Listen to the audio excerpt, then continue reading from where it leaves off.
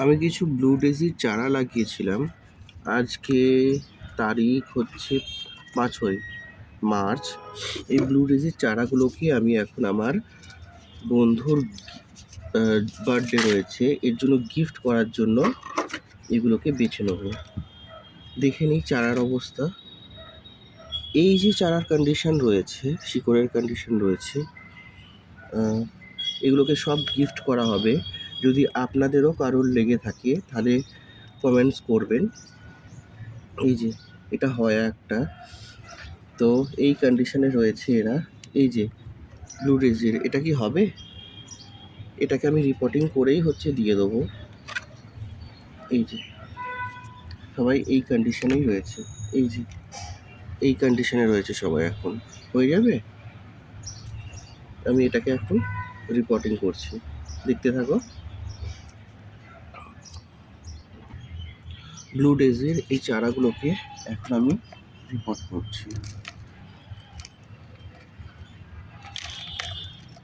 এই যে এগুলো সব গিফট হবে।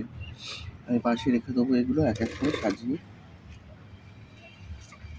এই যে এক এক করে নেবো, আর আমি সবগুলোকে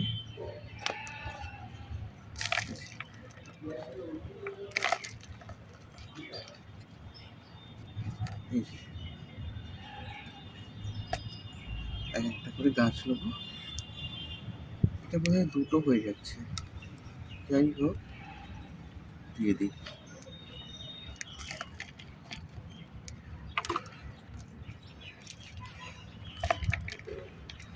এই যে এগুলো সব গিফট পোস্ট হবে ব্লু ডেজি।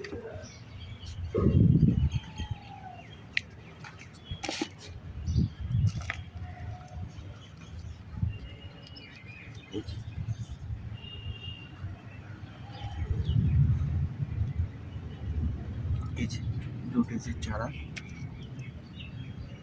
কারোর যদি লাগে তাহলে আমাকে কমেন্টসে বলতে পারো। এই যে ব্লু ডেজির চারা, যেগুলো শুকিয়ে গেছিল, করতে পারিনি ওখান থেকে, ওটা আমার দুর্ভাগ্য। এই যে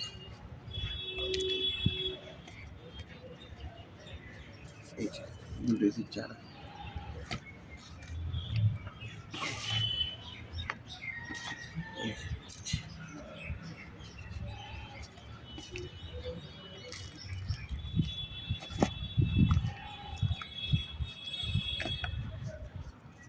ব্লু ডেজির চারা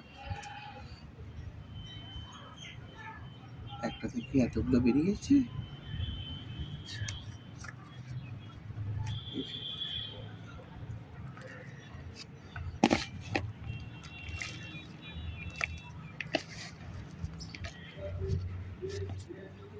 এই যে দেখি ব্লু ডেজির চারাগুলো, এই শিকড় সবার সাথে আটকে গেছে।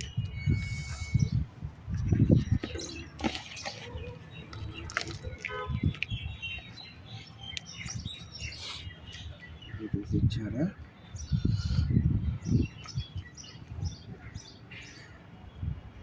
দেখো কত এরিয়াল রুট রয়েছে এর মধ্যে।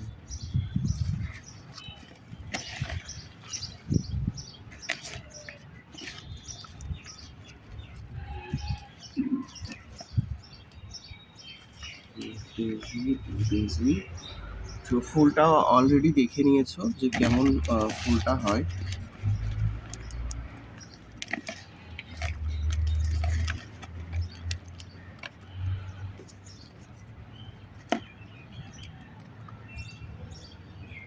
প্রায় আমার শেষের দিকেই রয়েছে, এমনও ভালো কন্ডিশন আর নেই।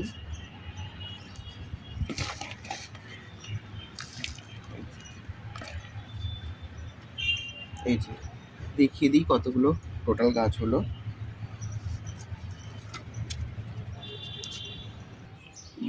আমার এতগুলো টোটাল ব্লু ডেজির চারা হয়েছে, যেগুলোকে আমি আমার ফ্রেন্ডের জন্মদিন উপলক্ষে গিফট করব।